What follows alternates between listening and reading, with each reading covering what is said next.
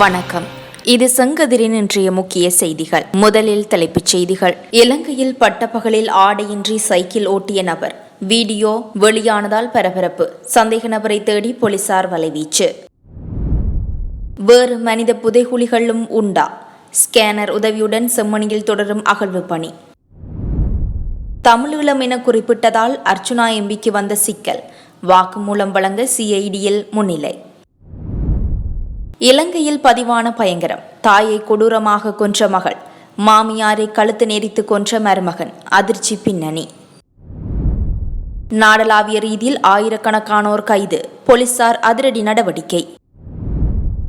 முகத்தில் ஸ்ப்ரே அடித்து தங்க நகையை திருட முயற்சித்த பெண், ஹட்டனில் பதிவான பரபரப்பு சம்பவம். கரப்பான் பூச்சியால் ஏர் இந்தியா விமானத்திற்கு மீண்டும் வந்த சிக்கல், நடுவானில் சிரமத்தை எதிர்நோக்கிய பயணிகள். செய்திகளை உடனுக்குடன் அறிந்து கொள்ள மறக்காமல் செங்கதிர் சேனலை சப்ஸ்கிரைப் செய்யுங்கள். இனி விரிவான செய்திகள். யாழ்ப்பாணம் செம்மணி சித்துப்பாத்தி மனித புதைகுழி அகழ்வு நடவடிக்கைகளை இலங்கை மனித உரிமைகள் ஆணைக்குழுவின் அதிகாரிகள் இன்று பார்வையிட்டனர். இலங்கை மனித உரிமைகள் ஆணைக்குழுவின் 3 ஆணையாளர்கள் மற்றும் 2 பணிப்பாளர்களுடன் யாழ்ப்பாண பிராந்திய அலுவலர்களும் சித்துப்பாத்தி மனித புதைகுழி வளாகத்திற்கு சென்று பார்வையிட்டதாக இலங்கை மனித உரிமைகள் ஆணைக்குழுவின் யாழ்ப்பாண மாவட்ட பிராந்திய பணிப்பாளர் டி கனகராஜ் குறிப்பிட்டுள்ளார். இதேவேளை காணாமல் ஆக்கப்பட்டோரின் உறவினர்கள் சித்துப்பாத்தி வளாகத்தில் வைத்து குற்றப்புலனாய்வு திணைக்கள அதிகாரிகளிடம் வாக்குமூலம் வழங்கியுள்ளனர். அத்துடன் செம்மணி சித்துப்பாத்தி மனித புதைகுழியின் அகழ்வு பணிகள் இன்று 31வது நாளாகவும் முன்னெடுக்கப்படுகின்றது. இதேவேளை செம்மணி பகுதியில் தற்போது அகழ்வு பணிகள் முன்னெடுக்கப்பட்டு வரும் 2 மனித புதைகுழிகளுக்கு மேலதிகமாக அப்பகுதியில் வேறு மனித புதைகுழிகளும் காணப்படுகின்றனவா என்பதை கண்டறியும் நோக்குடன் ஸ்கேன் நடவடிக்கைகள் இன்றைய தினம் முன்னெடுக்கப்பட்டன. எனினும் ஜிபிஆர் ஸ்கேன் மூலம் பரந்துபட்ட ஸ்கேன் நடவடிக்கைகளை முன்னெடுக்க பாதுகாப்பு அமைச்சின் அனுமதிகள் கிடைக்கப்பெறவில்லை. இந்நிலையில் ஸ்ரீ ஜெயவர்த்தனபுர பல்கலைக்கழகத்தில் உள்ள ஸ்கேனர் கருவியை யாழ் பல்கலைக்கழகம் ஊடாக பெற்று அதனை பயன்படுத்த நடவடிக்கை எடுக்கப்பட்டது. இதன்படி இன்றைய தினம் குறித்த ஸ்கேனரை பயன்படுத்தி ஆய்வு நடவடிக்கைகள் முன்னெடுக்கப்பட்டன. பாராளுமன்ற உறுப்பினர் ராமநாதன் அர்ச்சுனா குற்றப்புலனாய்வு திணைக்களத்தில் முன்னிலையாகியுள்ளார். வாக்குமூலம் ஒன்றை வழங்குவதற்காக அவர் குற்றப்புலனாய்வு திணைக்களத்திற்கு முன்னிலையாகியிருப்பதாக தெரிவிக்கப்பட்டுள்ளது. தன்னை குற்றப்புலனாய்வு திணைக்களத்தில் முன்னிலையாகுமாறு பாராளுமன்றத்திற்கு கடிதம் அனுப்பப்பட்டதாக அர்ச்சுனா நேற்றைய தினம் வெளியிட்ட காணொலியொன்றில் தெரிவித்திருந்தார். அதன் பின்னர் குறித்த கடிதம் தமிழாக்கம் செய்யப்பட்டு பாராளுமன்றத்திலிருந்து அர்ச்சுனாவிற்கு அனுப்பப்பட்டுள்ளது. பாராளுமன்றத்தின் முதலாவது அமர்வில் எதிர்க்கட்சித் தலைவரின் இருக்கையில் அமர்ந்த அர்ச்சுனா தான் வெளியிட்ட நேரலையில் தமிழீழ மக்களுக்கு வணக்கம் என்று விழித்திருந்தார்.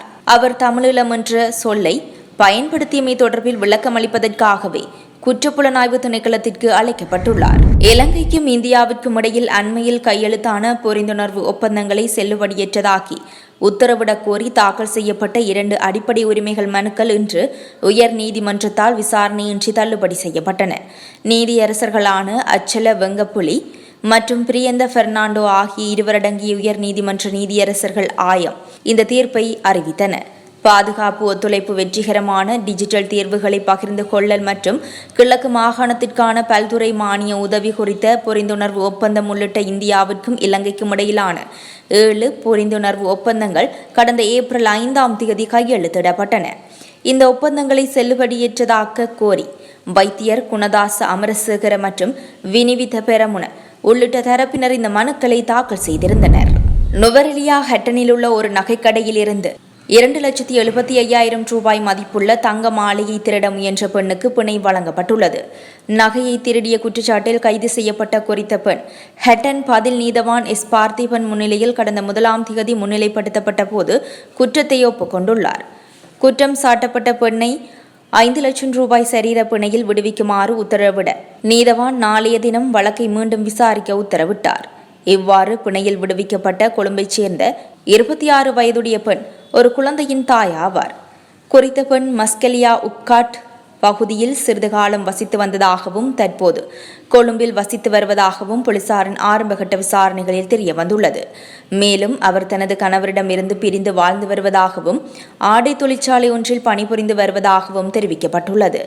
கடந்த 1ஆம் தேதி ஹட்டன் வந்த அவர் நகைக்கடை ஒன்றுக்கு நகை வாங்குவதற்காக சென்றுள்ளார். இதன்போது பெண்ணின் இடது கை அவரது கைப்பைக்குள் இருப்பதைக் கண்டு உரிமையாளர் சந்தேகமடைந்துள்ளார். அந்த பெண் தனது கைப்பையில் இருந்து திரவ போத்தல் ஒன்றை எடுத்து கடை உரிமையாளரின் மீது தெளித்துள்ளார். எனினும் கடை உரிமையாளர் குறித்த பெண்ணை கட்டுப்படுத்தி அவரை போலீசாரிடம் ஒப்படைத்துள்ளார். தனது தந்தையின் சிகிச்சை செலவுக்காகவே இவ்வாறு செய்ததாக போலீசாரிடம் நகையை திருடிய பெண் வாக்குமூலம் வழங்கியுள்ளார். நாட்டின் பல்வேறு பகுதிகளில் உள்ள தனியார் நிதி நிறுவனங்களிலிருந்து தங்க நகைகளை அடகு வைத்ததற்கான பல பற்றுச்சீட்டுகள் அவரது பையில் இருந்து கண்டுபிடிக்கப்பட்டதாக போலீசார் தெரிவித்துள்ளனர். கந்தானை பிரதான வீதியின் நடுவில் முற்றிலும் நிர்வாணமாக சைக்கிளில் செல்லும் நபர் ஒருவரின் வீடியோ தற்போது வைரலாகி வருகின்றது. குறித்த சம்பவம் பின்னால் வந்து கொண்டிருந்த வாகனத்தின் டேஷ்போர்ட் கேமராவில் பதிவாகியுள்ளது. சமூக ஊடகங்களில் பரவி வரும் இந்த காட்சியில் அந்த நபர் தனது மிதிவண்டியின் கைப்பிடியின் இருபுறமும் தனது ஆடைகளை பிடித்துக் கொண்டு செல்வது காட்டப்பட்டுள்ளது. பட்டப்பகலில் இந்த சம்பவம் பதிவாகியுள்ளமை குறிப்பிடத்தக்கது. அந்த நபரை அடையாளம் காணவும் ஏதேனும் சட்ட நடவடிக்கை எடுக்கப்பட வேண்டுமா என்பதை தீர்மானிக்கவும் போலீசார் தற்போது காணொலியை மதிப்பாய்வு செய்து வருகின்றனர். நாடளாவிய ரீதியில் மேற்கொள்ளப்பட்ட விசேட சுற்றி வளைப்பு நடவடிக்கையின் போது 4479 பேர் கைது செய்யப்பட்டுள்ளதாக போலீஸ் ஊடகப் பிரிவு தெரிவித்துள்ளது. குறித்த கைது நடவடிக்கையானது நேற்றைய தினம் மேற்கொள்ளப்பட்டுள்ளது. போலீஸ் அதிகாரிகள், ராணுவ வீரர்கள், போலீஸ் விசேட அதிரடிப்படையினர் மற்றும் கடற்படையினர் ஆகியோர் இணைந்து இந்த சுற்றிவளைப்பு நடவடிக்கையை மேற்கொண்டுள்ளனர். இந்த விசேட சுற்றிவளைப்பு நடவடிக்கையின் போது பல்வேறு குற்றச்செயல்கள் தொடர்பில் ஆதாரங்களுடன் 23 பேரும், சந்தேகத்தின் பேரில் 748 பேரும், பிடியாணை உத்தரவு பிறப்பிக்கப்பட்ட 210 பேரும், திறந்த பிடியாணை உத்தரவு பிறப்பிக்கப்பட்ட 161 பேரும், மதுபோதையில் வாகனங்களை செலுத்தியமை தொடர்பில் 110 சாரதிகளும், கவனக்குறைவாக வாகனங்களை செலுத்தியமை தொடர்பில் 25 சாரதிகளும், ஏனைய போக்குவரத்து விதிமுறைகளை மீறியமை தொடர்பில் 3202 பேரும் கைது செய்யப்பட்டுள்ளதாக போலீஸ் ஊடகப் பிரிவு தெரிவித்துள்ளது. குருநாகல் வாரியபுல போலீஸ் பிரிவுக்குட்பட்ட ரந்தனிய பகுதியில் தனது தாயை கழுத்து நெரித்து கொடூரமாக கொலை செய்த மகள் கைது செய்யப்பட்டுள்ளதாக வாரியபுல போலீசார் தெரிவித்தனர். இந்த கொலை சம்பவம் நேற்று ஞாயிற்றுக்கிழமை இடம்பெற்றுள்ளதாக போலீசார் தெரிவித்தனர். ரந்தனிய பகுதியைச் சேர்ந்த 74 வயதுடைய தாய் ஒருவரே கொலை செய்யப்பட்டுள்ளார். இந்த கொலை சம்பவம் தொடர்பில் தாயின் 32 வயதுடைய மகள் போலீசாரால் கைது செய்யப்பட்டுள்ளார். சந்தேக நபரான மகள் மனநல நோயால் பாதிக்கப்பட்டவர் என போலீஸ் விசாரணையில் தெரிய வந்துள்ளது.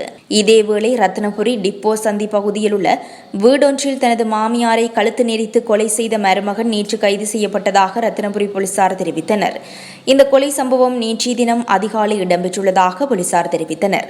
74 வயதுடைய மாமியாரை இவ்வாறு கொலை செய்யப்பட்டுள்ளார்.